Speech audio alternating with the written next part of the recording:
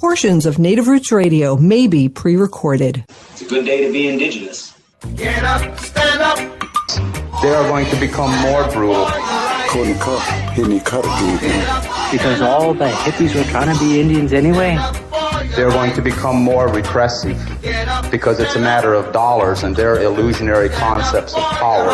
Hey, Victor. We must live in balance with the earth. And also with recent happenings at Wounded Knee. I am awake.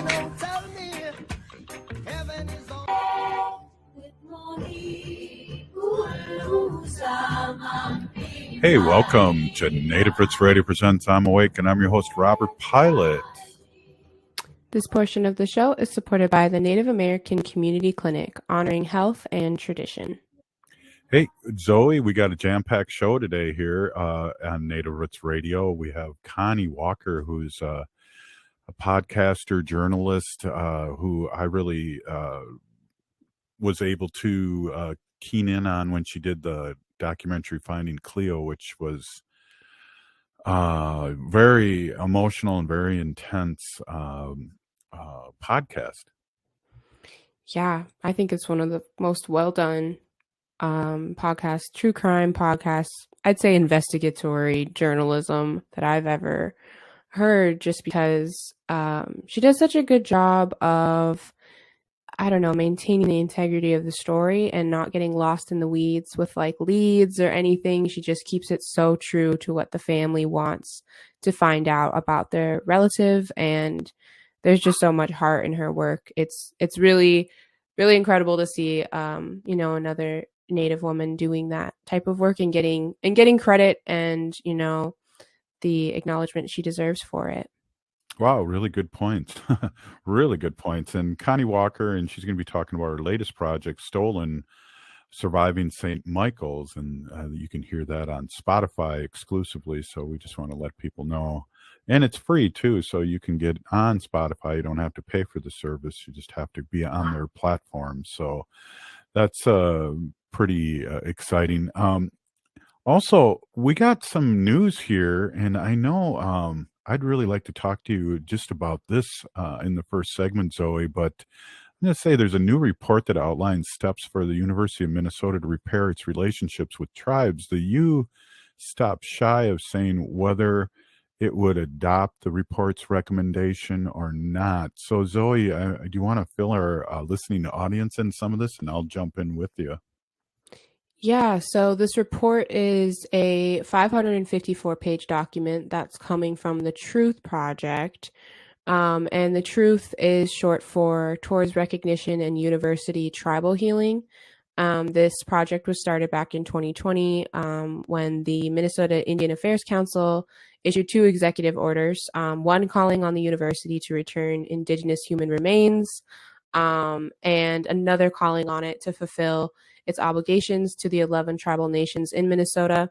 You can actually find the letter that the Minnesota Indian Affairs Council wrote to the U of M. It's an open letter. You can read it. It's very well done, and I think it just really highlights, I feel like they almost did too much of the work for the U of M, like by really outlining exactly what they need to do, which is important that the U of M, of course, understands that, but it's hard to always see, Indigenous nations having to kind of do the work to fix the problem that the oppressor created for them. I guess that's kind of my opinion on it. But this is a really, really huge report. I mean, again, over 500 pages.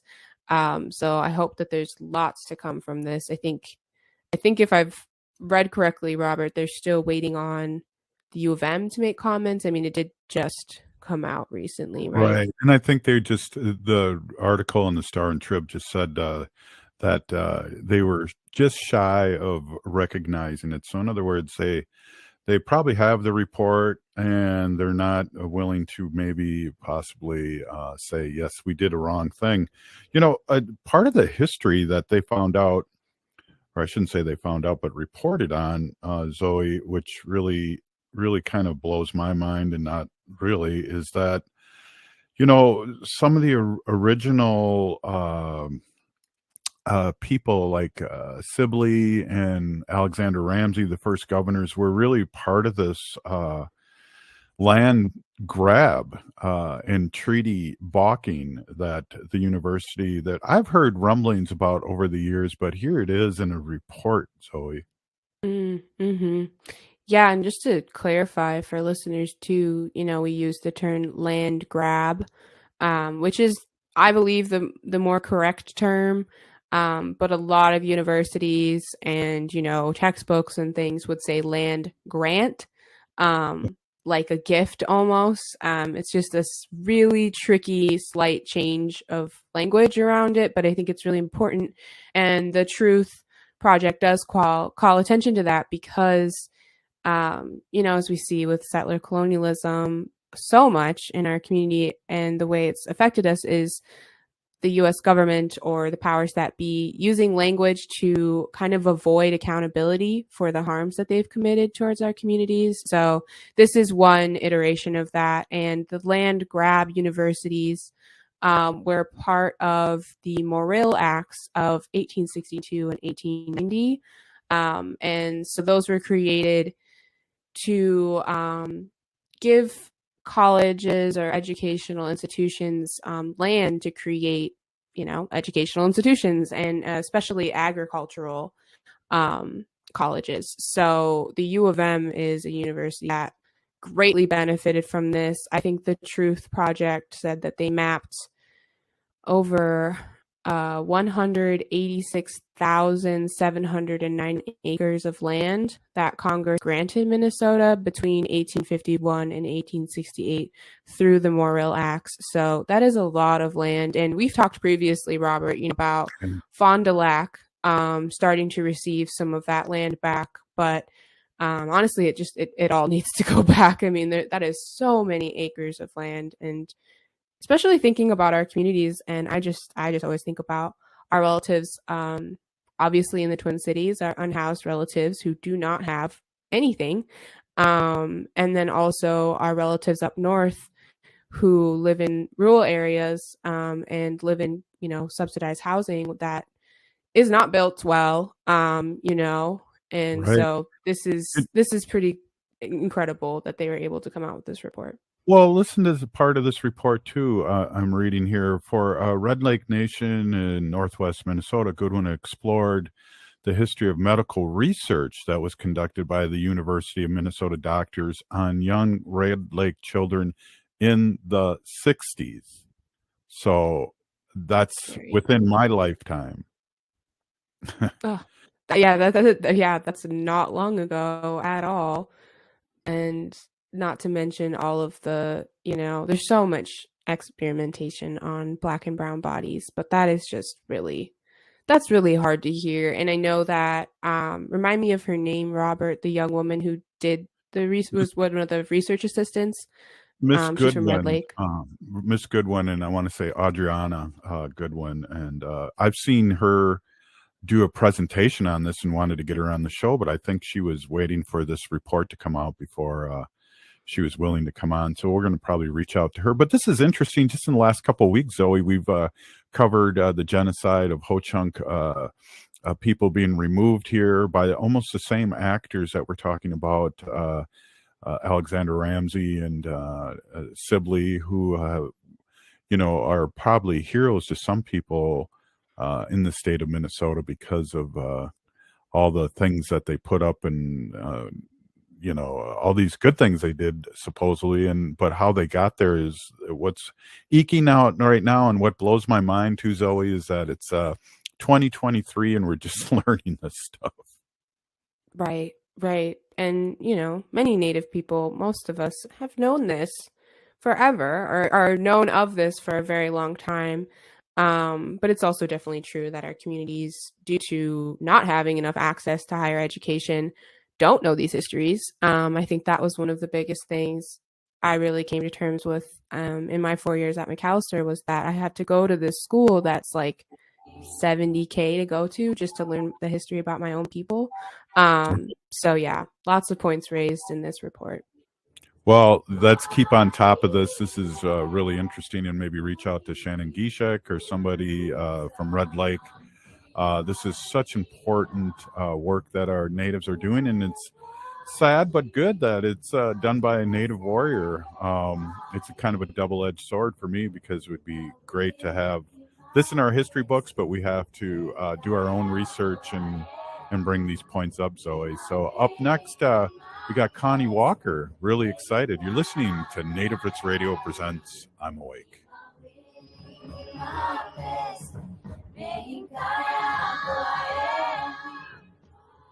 J&S Bean Factory is a native-owned, community-supported, cozy, artsy coffee shop which offers roasted on-site beans, live music, and baked goods. Relax in the beautiful outside patio. City Pages writes, voted top 10 coffee shops. Tucked into a quiet corner of St. Paul's Highland Park neighborhood, this coffee shop roasts beans on-site from the best coffee-growing countries in the world. Located at 1518 Randolph Avenue, St. Paul. The good stuff. The Loons are marching in to a new season. Join us Saturday, April 15th at 7:30 p.m. as your Loons take on Orlando City SC. Get your tickets today at mnufc.com. Unwanted sexting or photos, inappropriate jokes, even tickling or wrestling can feel like a violation. Catcalling, cornering, or groping, getting them drunk or high for sex, recording sexual acts without permission, hurting someone because of their sexual orientation, raping a family member, a child, a date, a friend, a stranger, purchasing a human being for sex. You make the choice every single time. Sexual violence is many things. Make a choice. Do not do it. Sponsored by the Minnesota Indian Women's Sexual Assault Coalition. Hey, Olgama, I've been hearing a lot about this term, climate justice. What is that? Climate justice is recognizing that the negative impacts of climate change don't affect all people equally. It also means transitioning from a fossil fuel-based economy to a more sustainable future. MN350 is one of the groups that's pushing for this transition to protect our futures. You can even get involved too. That's great, especially since I'm concerned about pipeline projects like Line 3. How can I help MN350? Just find them on Facebook or visit mn350.org.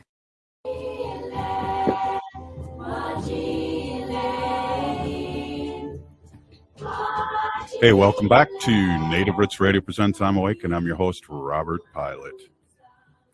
This portion of the show is supported by the MN350, a grassroots organization fighting for climate justice. Yes, they are. Hey, we're here and so excited to have Connie Walker, who's an investigative journalist and one of my favorite podcasters out there. Welcome, Connie. Thank you so much for coming in. I know a lot of people are will be excited to hear this broadcast tonight. Thanks so much for having me. I'm really excited to be here. I'm glad it worked out. Well, I heard about you, and I mentioned to you this a little bit, is that our state senator, who before she was a state senator was a media specialist in a school. So she's all about books and podcasts and things. And she recommended this, your original Finding Cleo podcast to me and to our audience. And I could not put it down. And being an adoptee, it was very emotional for me to see how this just affected everybody from the older brother to the mother, and how she triumphs in her age, or later age, but just the sadness that I felt that we find from, part of the murdered, missing Indigenous people. Missing people is our adoptees, I feel like. Yeah, no, I have heard that quite a lot just from other people who were part of the 60 Scoop in Canada, or who were adopted out in the US. Just, I think that's kind of one of the things I love about storytelling and about doing these kind of deep dives and podcasts, is how the power of storytelling has an ability to connect us. And I think that for so many Indigenous people, it's really harmful not to see yourself represented in media, not to see yourself represented in stories. And so, with first Missing and Murdered and now Stolen, with those podcasts,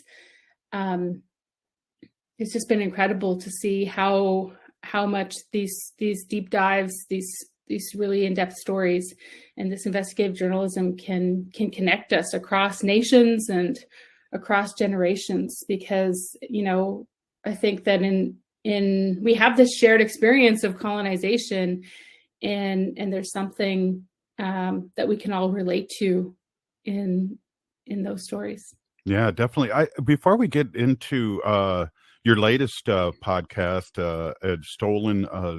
Stolen Surviving St. Michael's, I'd like to just to get a little background on you and what got you going on this, and not so much as a journalist and transitioning into a podcast, and how did you get going? Well, I was at the CBC, the Canadian Broadcasting Corporation, for about 20 years. And most of that time was as like a reporter in the news service. And so, for a long time, there just was very little interest in hearing any stories from Indigenous people and communities. And that started to change. And where we really found like a connection with I think the reason why that there was little interest in stories was because there was this belief that people didn't care. People didn't think our stories mattered. People didn't think they were important. And then when we started to shift to digital media, we created this hub at CBC called CBC Aboriginal. At the time, it's now called CBC Indigenous. But it was like our way to funnel all the Indigenous stories that were happening across the country that CBC was reporting on into one space. And it was this digital space. And for the first time, we actually had proof that there was like a large, not just an audience interested in our stories, but a large audience interested in our stories. And we were able to connect with people in really new and exciting ways. And I think that, for me as a journalist, that was so energizing. And I could see the potential. I could see how, there was this opportunity to continue to build and grow on that. But the challenge that we had at CBC News was that we were still so focused on TV and radio. And I love radio, and I worked in TV for many years. But it felt like our window was shrinking. It was getting harder and harder and harder to tell stories, and the actual time we had to tell them was shrinking down to like minutes and seconds, really. And I had started listening to podcasting, and one of the first stories about missing and murdered Indigenous women and girls that I reported on for TV, I remember this frustration I had it when the story was over. Like, I was grateful that we were able to highlight her story, and it was on the national newscast, and there was a big web feature. But I remember feeling like there was so much of her life and so much of her community and so many things that I knew were connected to her story, but that we weren't able to include. We weren't able to connect the dots in such a short amount of time with the limited space that we had. And that was the first time we thought about doing a podcast. And then the next story that we did, again, it was supposed to be a 2-minute news story. And we were out there, and we were supposed to be gone for a couple of days. It turned into like over a week, and flying to northern British Columbia to investigate the unsolved murder of Alberta Williams. And I remember my producer Marnie being like, "So when are we thinking of launching this?" And she was thinking, and it was April, she was thinking of a matter of weeks, like when could we publish this story? And I said, "I'm thinking of a fall launch. Like, I think we could do a podcast." And we basically were able to convince our bosses and managers at CBC to let us try to do a podcast. And that's one thing that I'm so grateful to CBC for, honestly, is just the ability to be supported to experiment, to try new things, because I did a lot of new things at CBC. And from the get-go, I loved it. It was a lot harder. We had no idea what we were doing. It was extremely stressful, but it was a way that we could finally connect the dots and help people understand how a single woman or girl who was missing or murdered was connected to this bigger history, this bigger story of colonization and how it's impacted our communities and our lives that hadn't been told before, that had been ignored. And I think using the incredible tools that you have with a serialized narrative podcast was really perfect, I think, in terms of diving into these communities and these stories. Yeah, definitely. Hey, we're here with Connie Walker. Her latest project is Stolen Surviving St. Michael's. Let's talk a little bit about that. Let's jump into that, because what is striking is that you told a story, finding Cleo, about this family, and now this this got personal, your next story. And so when you're creating, and you have a feeling, and it's got to be difficult to tell a story without really getting really emotionally wrapped up into it. And I think having your father and his history, and I don't want to give too much away, but that had to be a hard project to jump into for many reasons. Yeah, it was extremely difficult for sure. But I think that we were talking before about the previous podcast that I have done. So I've done 4 seasons now, like a story about Alberta Williams, Cleo Semeganis, Jermaine Charlo, and then Surviving St. Michael's about my father. But in each of the previous seasons, I was emotionally invested in all of those. I was wrapped up in all of them in a deeply emotional way, because, there were so many things in each of their stories that I related to, that I could see were connected to my community and my family. And I think that that's part of why I want to do this, is this shared experience that we have as Indigenous people, whether you're in Canada or the United States, is so important to find those connections. And so I was always, invested emotionally in the previous podcast, but it was really different taking on a story about my dad. But as soon as I heard that story from my brother, I knew that I couldn't put it away. I was it didn't really honestly feel like an option to move on and do something else. I felt like I had seen the power of storytelling, I think, in terms of healing from trauma in the previous podcast that I had done. And I've also been studying trauma and learning about post-traumatic stress disorder, and how one of the most successful therapies is this therapy called exposure therapy, where so much of your life you're trying to hide from your trauma or ignore it or not think about it, and you spend so much time and effort and energy in distracting yourself from thinking about this terrible thing. And that's totally understandable, and I did that for so long. But it wasn't until I decided to shine a spotlight on it, on some of that, and expose it, that I was really able to process it and to move on from it. And it feels like doing the podcast was a version of that, for me and my family. Hey, we got to take a quick break here in about 35 seconds. Let's let everybody out there know where and how we can listen to these podcasts. I know, because there's a certain way to do that. Connie, can you let our audience know? Sure. Well, Stolen Surviving St. Michael's and Stolen The Search for Jermaine are only available on Spotify. You don't need to have to pay for it. You can listen to it for free on Spotify or on the Gimlet website.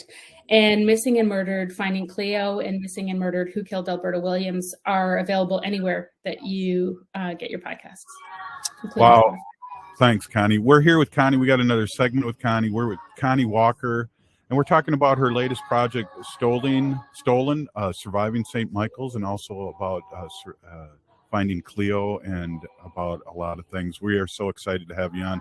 We'll be right back after this short break. Please stay with us.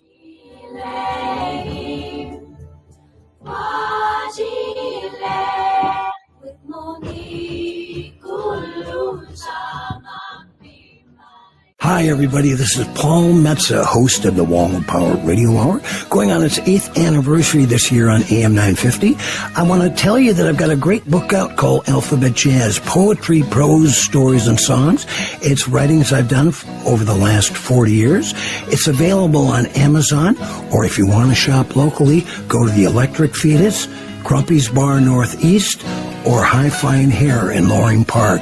I think you're going to enjoy it. Thanks so much. Hey, it's Patrick for Zero Res. April is National Pet Month, and if you have furry, fluffy friends, you know they're not always careful about where they do their business. Plus, warmer weather is on the way, and that means they will be shedding that winter coat all over the carpets. But whether you're a pet owner or not, make sure to take advantage of Zero Res Showering April savings on you before the May flowers, and the May Pet Fluff Showering on your carpets not far behind. Get 3 rooms Zero Resified from the Twin Cities' #1 carpet cleaner starting at just $129, and take $75 off your air duct cleaning this month to take care of pet dander and last year's pollen and other irritants before this year's flowers bloom. That's 3 rooms of the best clean you can buy for $129 and $75 off your air duct cleaning. Call 952-ZERO-RES or book your appointment at ZeroResMinnesota.com today. Backward or forward spells the same. Zero Res.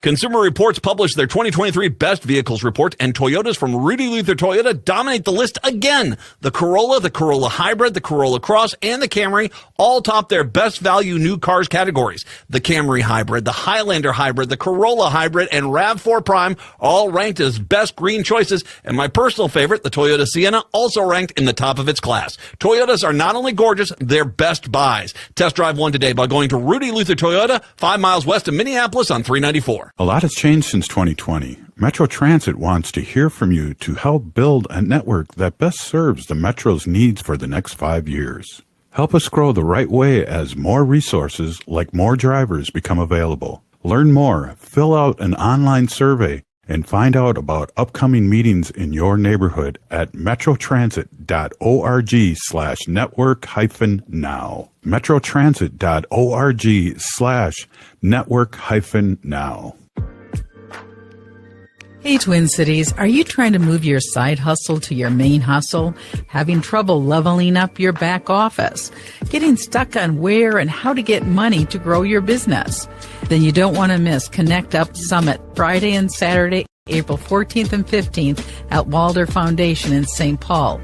Connect Up is a 2-day summit offering hands-on workshops and connecting small businesses with each other, local investors, as well as local and national resources to grow your business.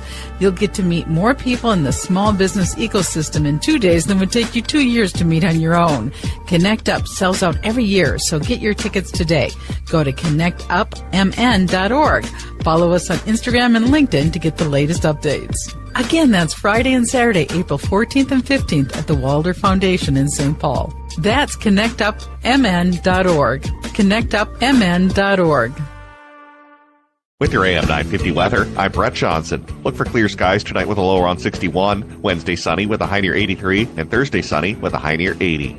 Take your meals to the next level with Vinaigrette's premium oils and vinegars. They have a huge selection, so you'll never run out of options. Vinaigrette is the perfect choice for anyone who loves quality ingredients. Located in Minneapolis off 50th and Xerxes or at vinaigrettemn.com. Elevate your cooking game with Vinaigrette.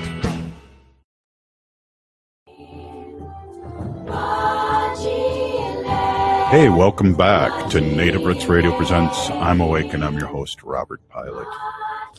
This segment of the show is supported by the Minnesota Indian Women's Sexual Assault Coalition.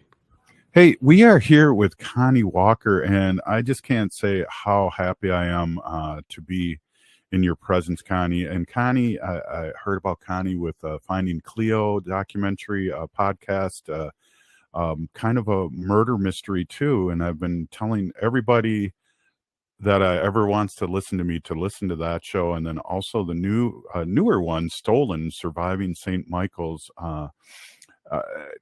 I'm just tongue tied here, Connie. That's why don't we talk a little bit about Stolen? And what really grabbed me and hooked me was the story about your father being a police officer for a year and what happened during that. And if you want to tell our audience a little bit about that story and kind of what perked your whole interest in this. Yeah, I mean, I was literally it was May of 2021, and I was literally just scrolling through Facebook one evening, and I came across a post that my brother had written, and it was a post about my dad, about our dad. And my brother said that when my dad was a police officer in the late 1970s, he was stationed in rural Saskatchewan. He was a special constable with the Royal Canadian Mounted Police. And he was on patrol one night and he saw a vehicle kind of swerving in the distance, and he thought the driver might have been drinking, so he pulled it over. And when he got to the driver's side window, he realized that he recognized the driver, that it was a priest who had abused him when he was at residential school. And my brother in this post said that my dad beat up that priest that night on the side of the road, and then, you know, expected there to be some repercussions, to get in trouble, for there to be a complaint to be made, but nothing ever happened. And it just became this story that he shared. And when I read it on Facebook, like I remember, I can still remember the feeling I had of just like a punch in the gut, because I knew my dad had gone to a residential school, but I really, that's all I knew. I didn't know where he went or for how long or anything about his experience. And this revelation that he had been sexually abused by a priest there, it really shook me. You know, it made me really immediately understand my dad in a new way. But also it was just haunting, you know, it was just devastating to learn that. But it helped me make sense of my childhood a little bit, because my father, you know, when I was a kid, he struggled a lot. He drank a lot, and he was very abusive and violent. And that really like affected our relationship my whole life. And he passed away about 10 years ago now. And I think I had always thought that maybe I would, you know, we would, not that we were in conflict, but that we would, you know, that maybe I would take the time to reconcile or learn more about him. But I never had the chance to do that. And when I heard this story from my brother about his experience at this school, it felt like I had an opportunity to do that. And so I decided to try to find out more about my dad's experience at this residential school. I discovered he went to the St. Michael's Indian Residential School. And I also decided that I wanted to try to find the priest who abused him. And what I thought was really powerful too, you talked to his siblings too, and they knew all about it, and all these traumatic things that we keep inside and don't talk about must have been healing for them in some sense. I hope so. Honestly, I hope so. Like, I'm still in awe of the generosity of my aunts and uncles, my dad's brothers and sisters, who opened up and shared with me, because my dad was one of 16 siblings to go to St. Michael's. Like, you know, he and all his brothers and sisters went there. He went when he was 6 years old, a native Cree speaker, didn't speak any English. You know, in Canada, there's this terrible history of residential schools. They were open for over 100 years. There were over 100 across the country. I know it's a similar story in the US in terms of boarding schools, but the goal, I think, was very similar on both sides of the border. And it was assimilation, like to assimilate Indigenous people, to take children deliberately away from their families and parents and communities and deprive them of their language and culture and try to assimilate them. And so many people had an experience like my father of being deeply traumatized by that abuse, by that attempted genocide. And so many people experienced sexual abuse. And when we started looking, you know, started asking questions, you know, I was really unsure if my aunts and uncles would want to talk about it. You know, my dad, like I never, like I said, I never talked about it with him. So many people in both sides of my families had an experience at residential school that we just never spoke about or talked about. And I was just so amazed at how open my aunts and uncles were, and how they did want to talk about it, and they shared so much with me. And I know that part of that was them wanting me to know my dad in a way that they knew him and to understand him. And I still feel so emotional about that, honestly, because that's such a gift that they gave me in helping me understand my dad and about what they all went through.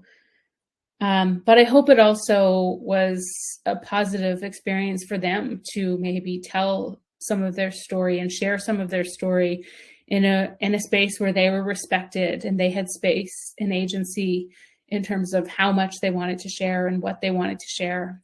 So I'm just so grateful to them for that.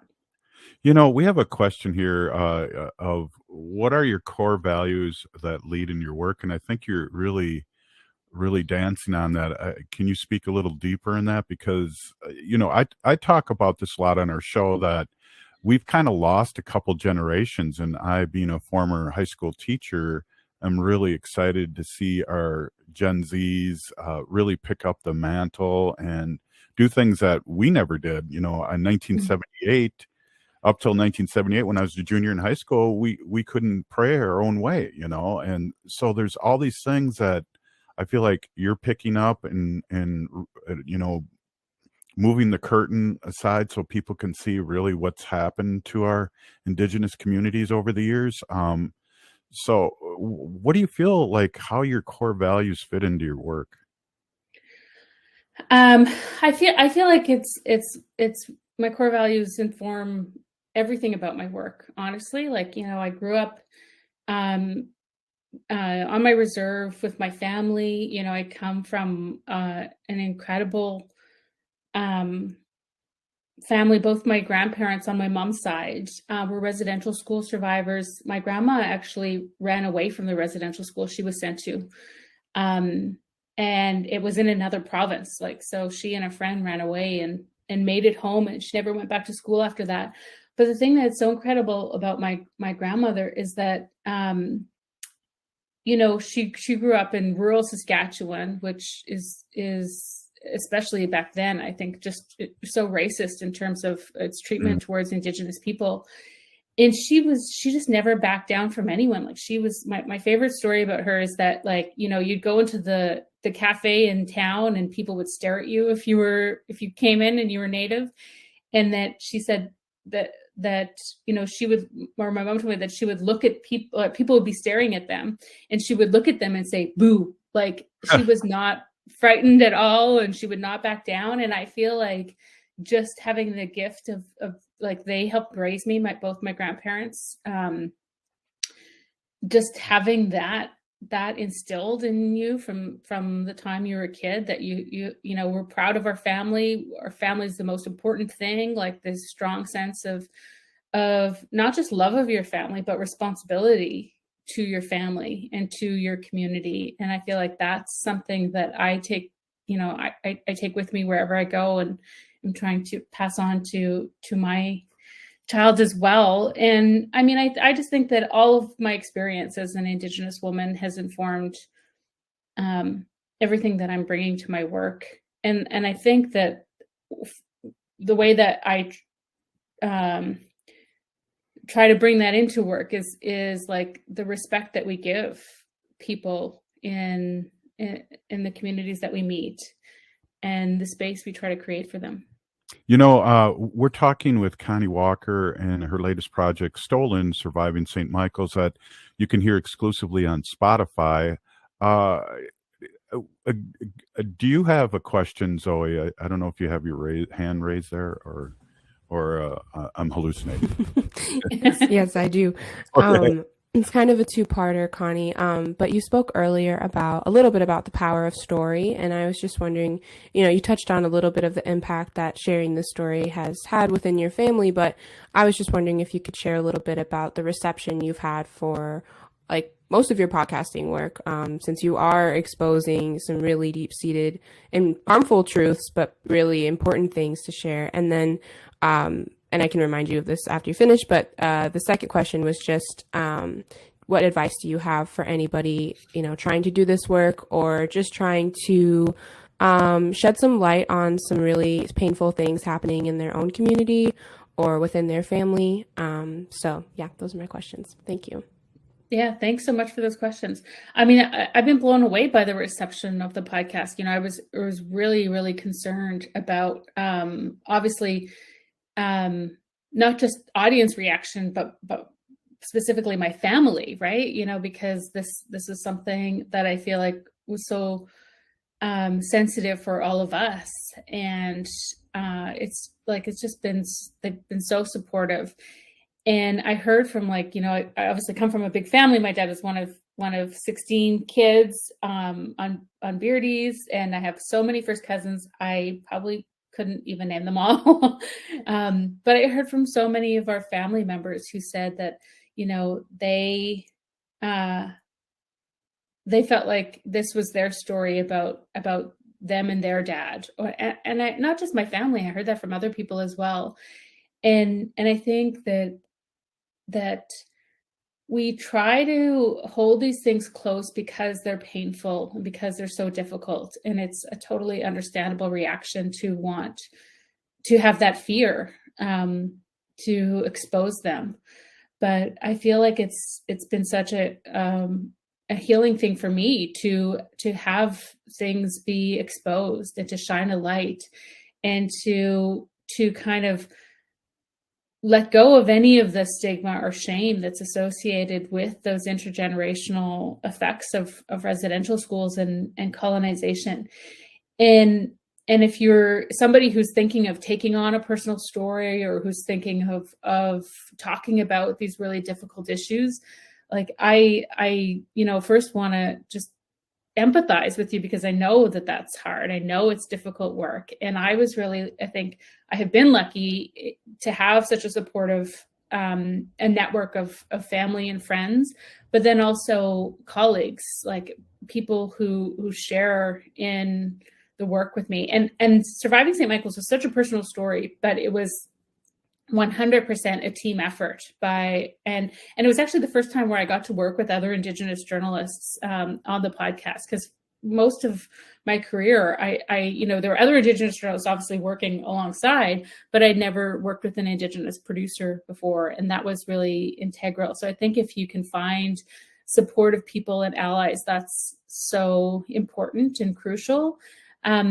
But also, you know, I really believe that the power of storytelling and the power, if you have control and if you have agency and if you're given respect to share your story, that can be a really important healing tool. And I've seen it, you know, in Finding Cleo. Like it was a lesson for me in terms of the way that Johnny and Christine walk through that story in the way that they did. Honestly, like I was in awe of them the whole time. And then, but I also could see, like, I remember being so worried about them and being worried that,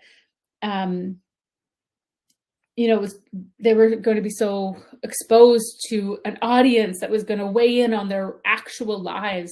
Wow. But they were willing to engage, and it was just incredible to see how powerful they were through that experience. And that was an inspiration for me as well.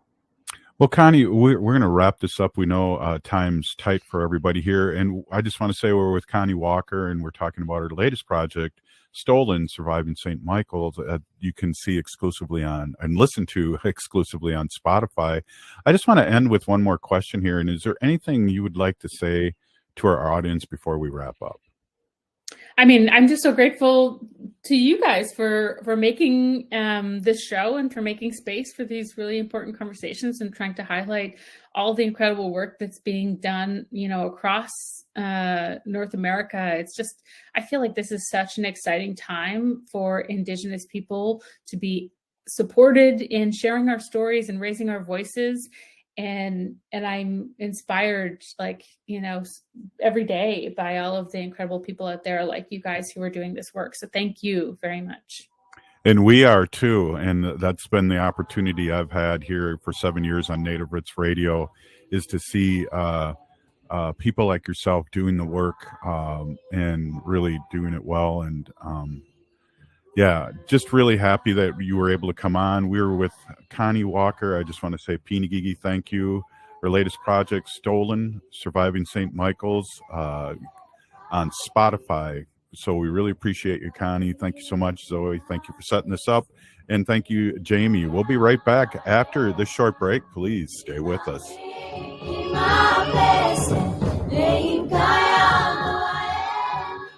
Minnesota has the only original wolf population in the continental United States. And 80% of Minnesotans believe the wolf should be protected. Howling for Wolves is asking Minnesotans to respect our true wildlife manager, the wolf. Their survival is critical to our ecosystems, our communities, and even our economy. As highly intelligent animals with strong social bonds, Minnesota wolves deserve to be protected and admired. Learn more at howlingforwolves.org. Let's live and let howl. Turn to Auto Technical with your vehicle donation. We have families waiting for a car. You know, over 85% of unemployed are successful in finding and keeping a job if they have dependable transportation. A car plus a job equals a life changed. 612-919-5526.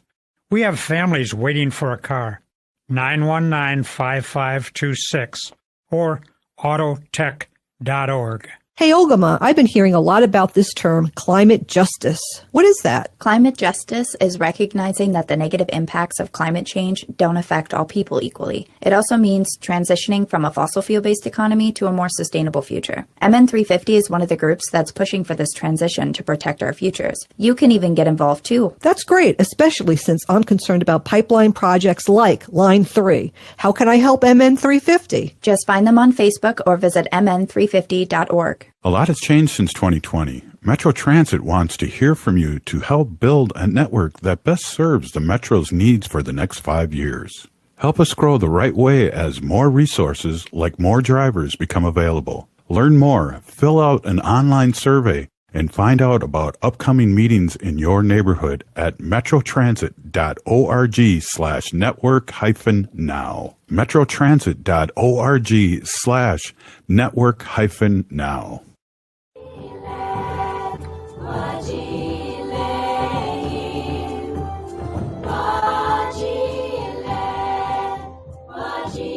Hey, welcome back to Native Roots Radio presents I'm Awake, and I'm here with Zoe Allen. This portion of the show is supported by Howling for Wolves, protecting wolves for future generations. Oh, good one. Wow, what an awesome show. Really, we're excited to have Connie Walker on and talk about the documentaries and her work up there. And again, I just want to say her latest project was Stolen, Surviving St. Michael's, and it's an in-depth story about her father and what he went through. And I don't know, I really felt so much genuine good vibes, Zoe, from Connie today. Very appreciative of our work and what's going on, but really, you know, we're just here to amplify others. And what did you take from the interview? Take away with? I just think Connie is one of the people doing the work that doesn't need, the kind of like fame and all of the acclaim that comes with it. She's really doing it for the community. And I think it's really important that in this moment, we really turn and give platform and hear from the people that are doing that work, that are doing it humbly. And like she talked about, her values are everything. Like her core values are at the heart of everything she does. And so I think it's just really, it's really great seeing somebody that is as successful as she is with her journalistic work. That's also just still staying so true to her community, because it's very easy to get your head, stuck up in the clouds and chase the money and kind of lose sight of what our communities really need. So I think, that was one of the biggest things of just the type of person that she is, and her work speaks for itself. Like, you can listen, you listen to the interview and she's a really great person, but also just listening to her podcast, you can see that she walks the walk and talks the talk, There's so many people, Zoe, that I've told they should listen to Finding Cleo. And I believe it's 10 hours or 12 hours, and it's definitely worth it. And I've turned people onto it, and they've, everybody, I mean, there's that big murder mystery kind of podcast people are into, and I've told people about this, and they've been really impressed. And I think also there's a lot of history plugged into what Finding Cleo had done. In other words, just like Surviving St. Michael's, but that's one of the things that I really appreciate is when, especially Connie, what Connie did was put our Native history and how it parallels with what, Cleo was going through, or Cleo's family, or what her father was going through during Surviving St. Michael's. I appreciate that, and I learn, and I remember, some things that I might have forgot about history and genocide and boarding schools and adoption and ICWA and all these things that we still deal with. Right.